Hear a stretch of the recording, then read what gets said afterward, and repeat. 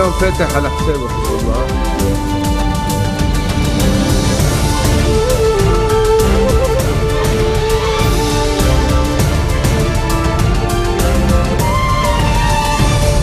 Good afternoon, you're watching the English newscast on Future Television. I'm Lena Tamim, and these are today's top stories. Former Prime Minister and future movement leader Saad Hariri is greeted with loud cheers as he makes a surprise visit to his media staff at Future Television. Prime Minister Tamam Slam warns he will not call for a cabinet session next week if a solution to end the country's trash crisis is not found within the coming days. And 2 female militants are killed as they attack a police station in Turkey's Istanbul. Former Prime Minister and future movement leader Saad Hariri has made a surprise visit to our studio today. Upon his arrival, he was greeted with cheer and applause from the whole Future TV crew. Other employees from the Future newspaper, Radio Orient, and Future website were also present. Hariri thanked all media staff for their work and their commitment and for their loyalty to him and his family, and promised an end to the current crisis.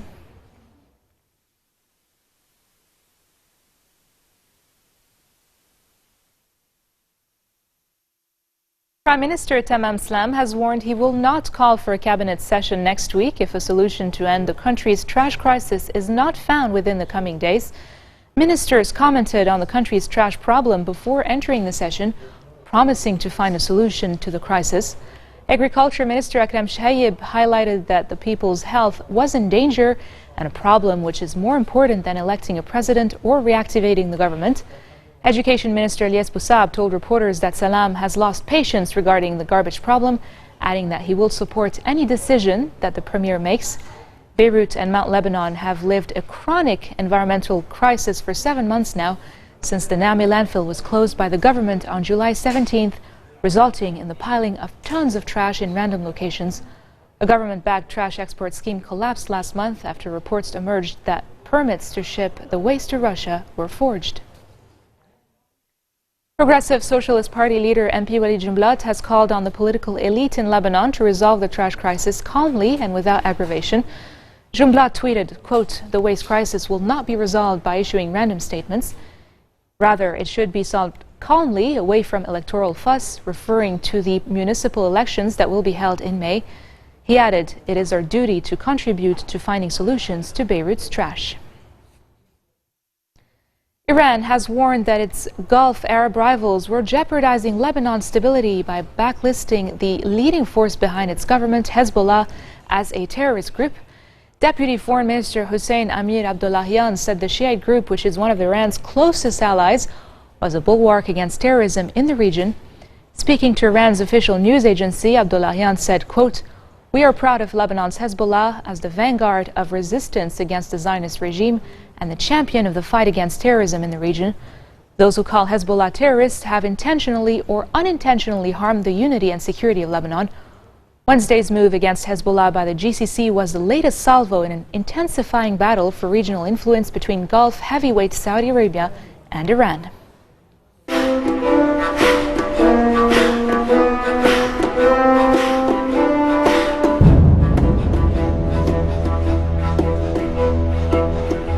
A car bombing targeting an influential Syrian rebel group has killed at least 18 people in Quneitra province in southern Syria, as opposition groups elsewhere in the country accused the government of breaching a truce. Late yesterday, the car bomb targeted the Syria Revolutionaries Front's local finance office in Al-Ashi, a village near the border with the Israeli-occupied Golan Heights. Among those killed was the armed group's leader, Muhammad al-Qaidi, also known as Abu Hamza al-Naimi, as well as 3 other leaders. No group has claimed responsibility for the bombing. The White House says the cessation of hostilities in Syria has led to an increase in humanitarian aid in the country. In fact, the WHO delivered urgently needed medicines to the besieged Syrian city of Mu'adamiyah on Wednesday. Mu'adamiyah, on the southwestern edge of Damascus, has been under the control of opposition armed groups since mid-2012. The Syrian government forces surrounded it in 2013, but began allowing aid access in mid-2014 under a local deal. In recent days, we have seen an overall reduction in airstrikes against Syrian opposition and civilians. That is a reduction when compared to the number of airstrikes that were conducted against Syrian opposition and civilian targets prior to the implementation of the cessation of hostilities. That obviously is an encouraging sign. However, we are concerned about reports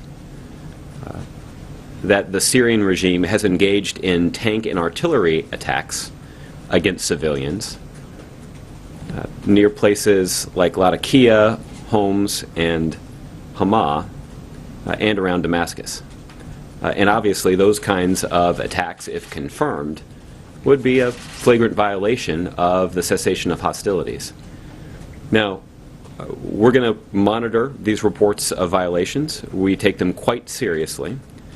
And we're going to continue to strongly urge all parties to exercise restraint and abide by the commitments that were included in the cessation of hostilities. There's a lot more that we believe needs to be done to speed the flow of humanitarian aid and allow for the provision of that assistance to become more routine. But we have seen reports that the pace of that aid being provided has stepped up. That obviously is a welcome development. There were a lot of people inside of Syria who were innocently caught in the crossfire who were in pretty desperate need of basic medical supplies, food, water, and other basic materials that humans need to survive. So we would like to see the pace of those humanitarian shipments increased. And hopefully that will happen as the cessation of hostilities continues to be implemented. North Korea fires 6 missiles into the sea despite new UN sanctions. More details coming up next.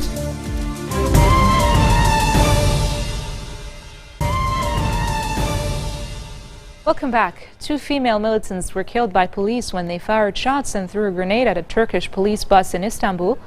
2 police officers were lightly wounded in the attack. The attackers were reportedly identified as members of the leftist DHKPC militant group.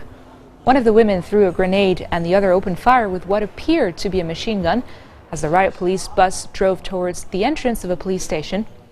Police fired back, injuring one of the women before tracking them to a nearby building.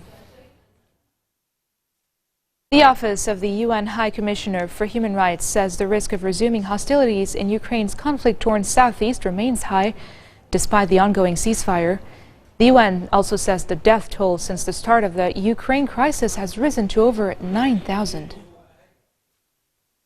As of 1st March 2016, the office has recorded a total of 9,187 killed and 21,085 injured in the conflict zone of eastern Ukraine since the beginning of the conflict in mid-April 2014. So total casualties as of 1st of March is 30,272, which includes killed and injured.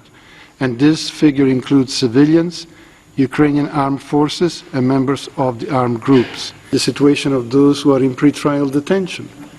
I think that those are the most exposed. We are not having access to them in spite of seeking to have the same access that we do have in pretrial detention facilities in the areas of Ukraine controlled by the government.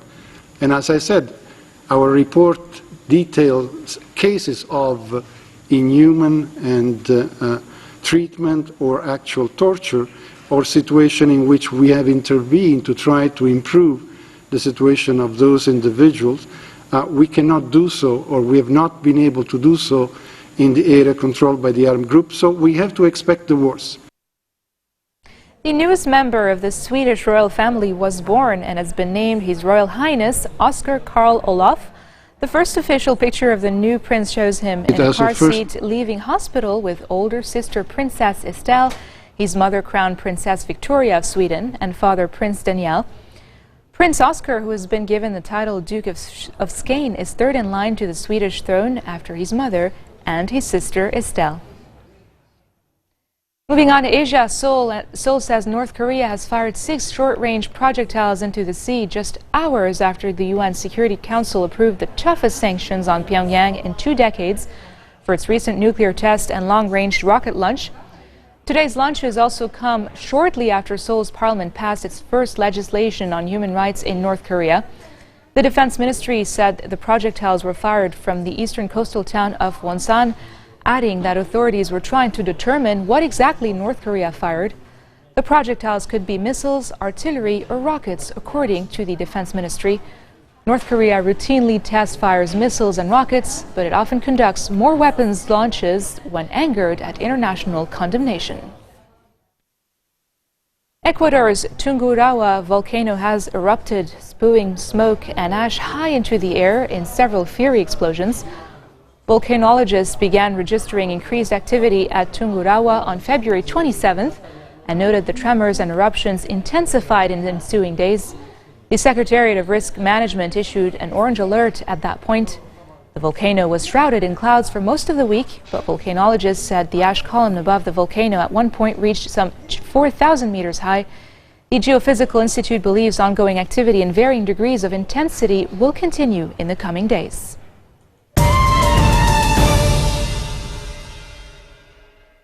Scott Kelly has returned to the United States after nearly a year on the International Space Station, the longest U.S. space mission on record, intended to pave the way for human travel to Mars. In his nearly year-long stay in space, Kelly, 52, has been the subject of dozens of medical experiments and science studies trying to learn more about how the human body adjusts to weightlessness and the high radiation environment of space. The research aims to help the U.S. Space Agency and its partners to develop plans for eventual human missions to Mars that will last at least 2 years.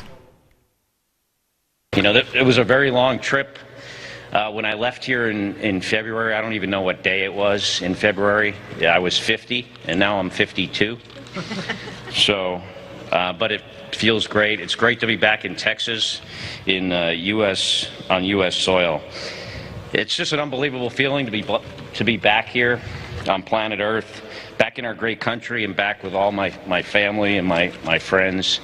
Space flight, and it's about all of us, not just one person. Thank you. You know, one of the things that I thought a lot about during this year is that there's no greater privilege than serving your country however and wherever you might do it. This mission is the latest achievement in our country's space program, but it's not the last. There will be more. It's in our DNA of our country to explore, and we must never stop doing this. This marks the end of our bulletin for today. Now for a recap of our top stories. Former Prime Minister and future movement leader Saad Hariri is greeted with loud cheers as he makes a surprise visit to his media staff at Future Television. Prime Minister Tamam Slam warns he will not call for a cabinet session next week if a solution to end the country's trash crisis is not found within the coming days. And 2 female militants are killed as they attack a police station in Turkey's Istanbul. Those are your top stories for today. I'm Linda Tamim, and I thank you all for tuning in.